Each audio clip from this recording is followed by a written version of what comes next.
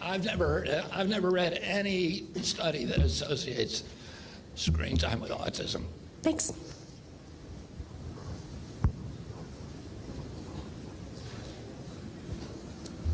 Press pool is going to be back here. Thank you. Secretary Kennedy, thank you. You talked about the work they're doing here in Tennessee, but throughout the country, Could whether you it's... say your name and yes, your outlet, apologies. please? Johnny Maffey with Fox 17 Nashville. Across the country, the harmful ingredients you talk about in the foods on the shelves and, whether it's the sprays on the crops as well, what are the barriers to stopping that from harming people, and when will that stop harming people? Talking about the use of pesticides? Yes, sir, and the dyes and the ingredients we can't pronounce in foods. Well, we're getting, we've already banned 4 dyes, so those are out. And this year we're going to ban the other 5. And we're not, we didn't pass a law banning them. We got the industry to agree to take them out. And if they don't do that, we have. So all 9 synthetic petroleum-based dyes will be out, I think, by the end of this year. Thank you.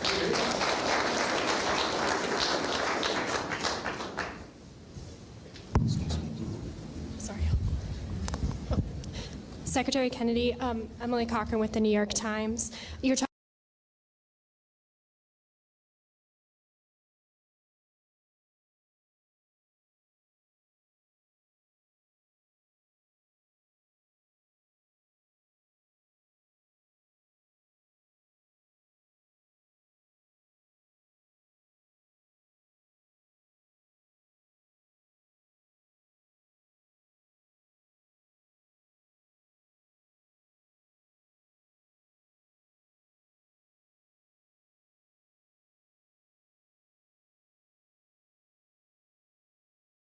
I think we have not removed access from any vaccine, and we're not going to do that. If people want to get a vaccine, they can get them and they can get insurance for them. But I think that that's a personal choice that people should make with their physicians, and they should make with their families. And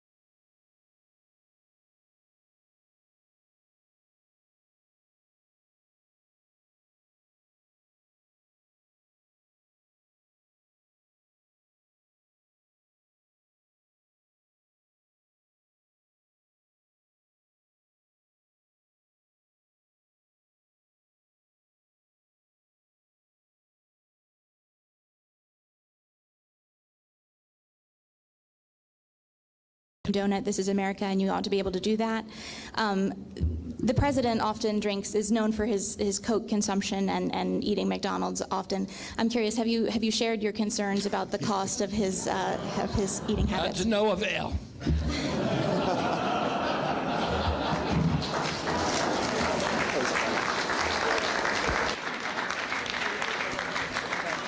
Thank you so much. Thank you very much. Yeah, thank you, sir.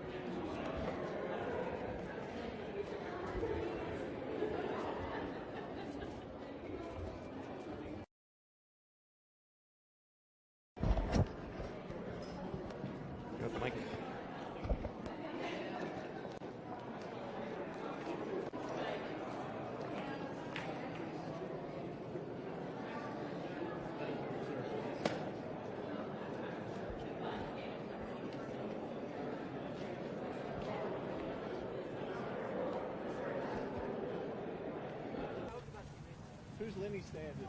It's a CNN guy, but this guy from News Nation. Seriously, grab in there and you can take it back.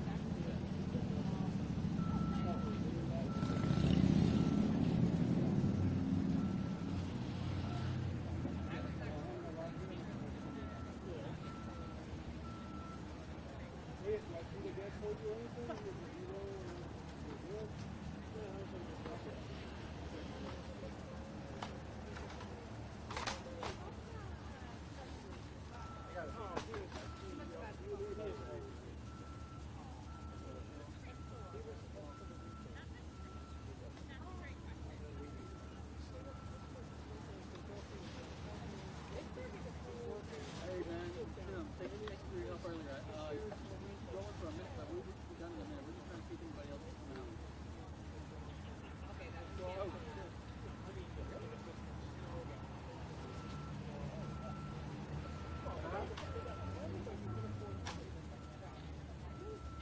there you go. Are you still rolling though?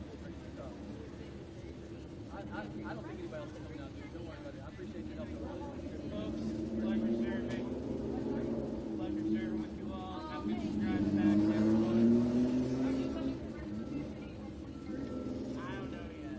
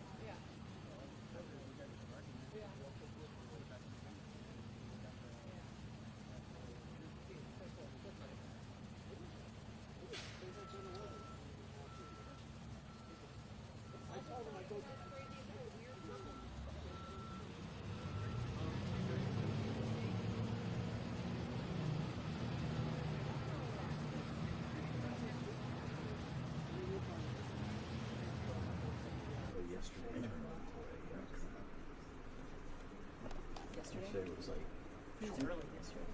Just go. As soon as we opened the door, it was already going. So I wasn't expecting. Hey, Ashley Fletcher, can you connect me with Larry? She's going to be one of back, correct? So pretty quick. I tried to check the news before we did call in. Keith Siegel did not check it. Hey, hello, Fletcher. Hey, so Fletcher, I'm doing audio, so I'm just going to mute you if that's okay. I'm going to, and then if you have any issues with audio, just let me know, okay? Adjust the time. They'll already be out of it. Okay. Yeah.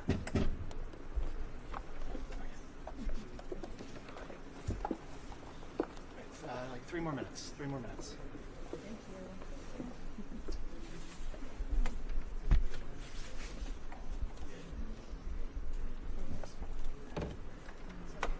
Something like this. The bus already on the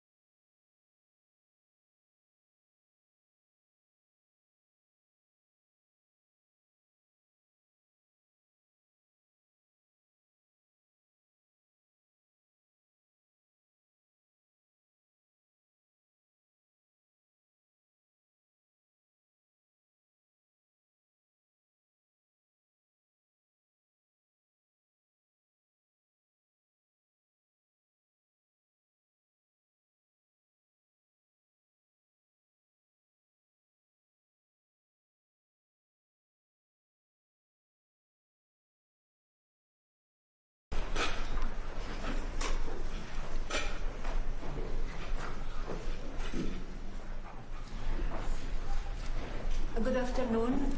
I would like to welcome Aviva Siegel and Keith Siegel in the White House. Aviva was hostage for 51 days, captured by Hamas on October 7, 2023, and Keith was captured for 484 days. After Aviva was freed, she called me, wanted to see me, and we set up a meeting in New York in January 2025. It was an emotional meeting, and it is captured on camera and available to see in my new film, Melania. It was very emotional. Aviva presented me with 2 of Keith's books, and when I came home that evening, I gave it to my husband and informed him the situation, and I know he was fighting for all of the hostages, and as we know now, all of the hostages are free and home with the families. Aviva was a warrior. She is a warrior. She was fighting very hard for Keith, and I know he suffered a lot.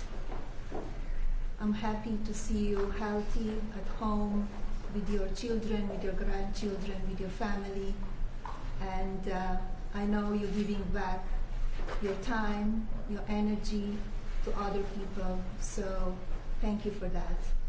Thank you. Would you like to say a few words? Yes.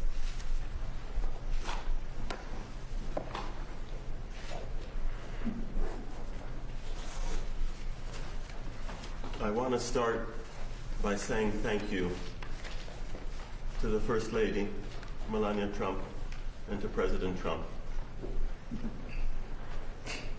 I want to thank you for being a caring, compassionate person and for supporting and helping Aviva.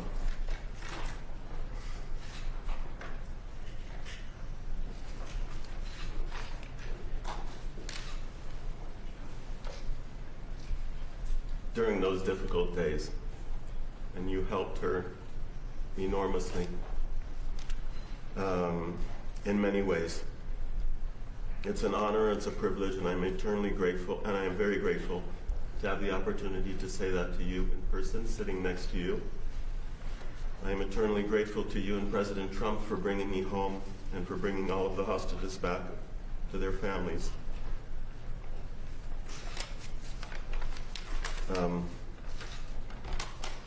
And I just want to mention the extraordinary mobilization in the fight for Aviva and and all of the hostages' freedom, and how it moved me deeply. And it showed us the true meaning of holding on to hope, even in the most difficult moments. Now that I have regained my freedom, and I celebrated 1 year of freedom, being released from captivity this Sunday, I have committed myself to partnering with Israel, an Israeli humanitarian aid organization, to help restore hope for others. Giving back is a crucial part of my recovery and rehabilitation process. Aviva and I just came on Sunday, from one of the world's largest refugee camps in Kenya called Kakuma. In Kakuma, Israel is providing access to clean water, hygiene, sanitation, and education to thousands of refugees that otherwise would not have any of those. The work of Israel has inspired me and given me a new sense of purpose.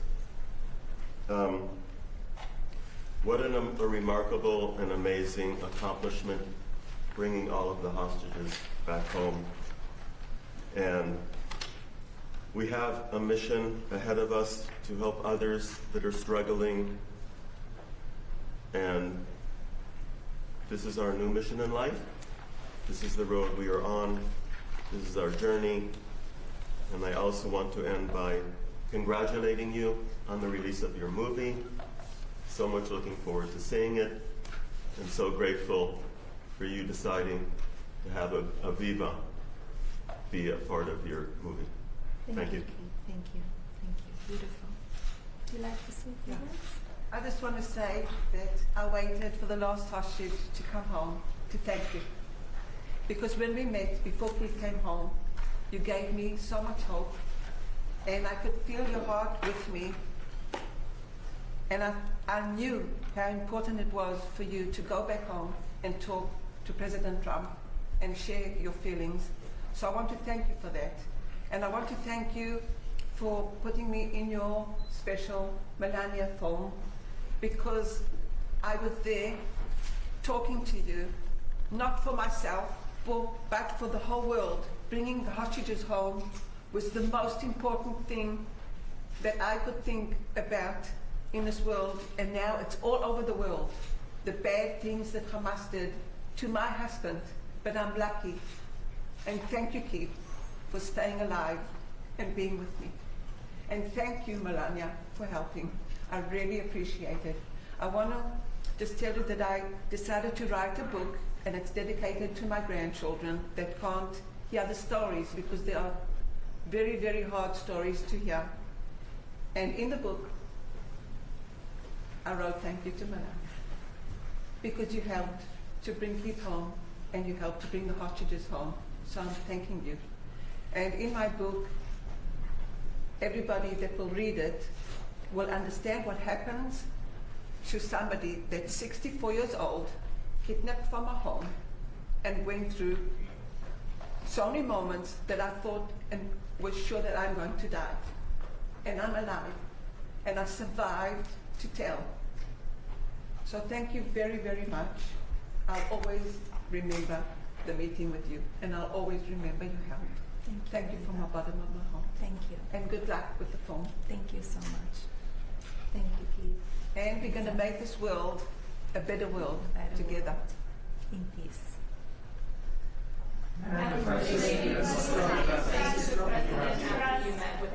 Sorry?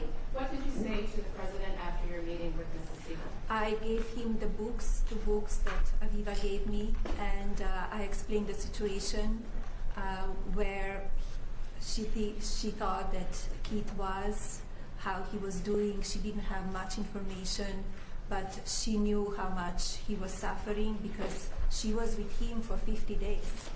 And I explained to him everything, and I know how hard he was working to release all of the hostages. Has President Putin agreed to release any more Ukrainian children? Has President Putin agreed to release any more Ukrainian children? I'm working on it. I'm working on it, and we are in the process, so I hope we have success very soon. I will keep you posted. Why do you feel it is appropriate to use an official White House event to promote your documentary? This is not promotion. We are here celebrating the release of the hostages of Aviva and Keith. They were in Washington, D.C. They called me. They said they would like to come over to thank me and to give hugs, and that's why we are here. It has nothing to do with promotion. Thank you. Thank you. We are in contact. You are in contact. We are in contact. There's a call from any survivors to have Ghislaine Maxwell move to a high security. Thank you, press. Thank you, press. We are here celebrating the release and the life of those two incredible people, so let's honor that. Thank you, everyone. Thank you, Randy. Thank you, everyone. Thank you, press.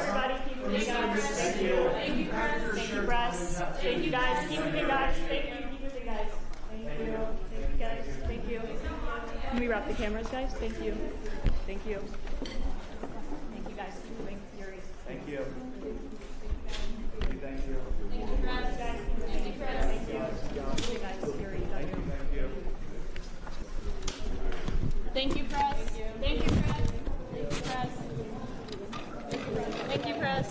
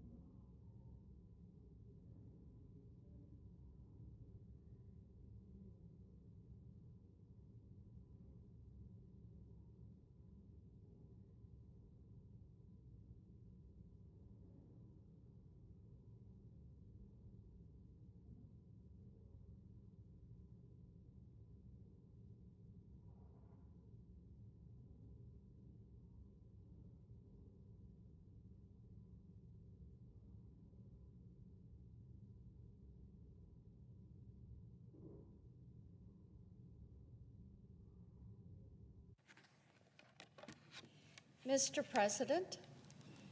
Senator from Tennessee. Thank you, Mr. President. Are we in a quorum call? Thank you. 12,937. Mr. President, that is the number of homes and businesses in Nashville that are still without power in the wake of Winter Storm Fern. 11 days after the storm hit, still 12,937 customers of Nashville Electric Service are still in the dark.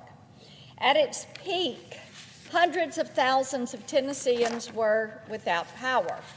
The consequences have been unimaginable. Many residents have had to leave their homes. Others have struggled to power their life-sustaining medical equipment. Across Nashville, there have tragically been 5 fatalities linked to the storm, including some that occurred days after the storm hit the state. One 92-year-old man, James Mitchell, passed away in his home after the generator powering his space heater stopped running. When a family member found him, it was 47 degrees in the house. 2 days later, 79-year-old Betty Doss, she passed away in her home after losing power for her HVAC system. Her thermostat, 44 degrees in her home. I join all Tennesseans in mourning the tragic loss of every person across our state. By failing to properly prepare for Winter Storm Fern, the Nashville Electric Service, the 11th largest electric utility in the nation, put Tennesseans in harm's way. In fact, in recent years, the company slashed funding for one of the most important ways to prevent power loss. Across Nashville, hundreds of tree branches have broken off into power lines due to ice buildup. It's the main reason for power loss, and it's the responsibility of NES to trim trees around power lines to ensure this does not happen.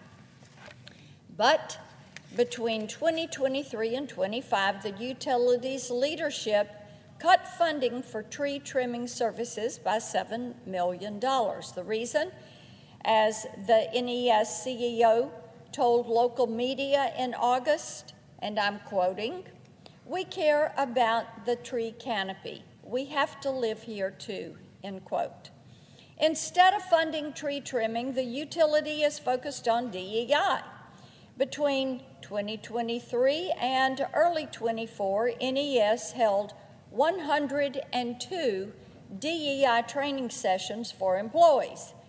It should be no surprise that when disaster struck, the utility was unprepared. In many cases, it offered completely contradictory information to customers. People would get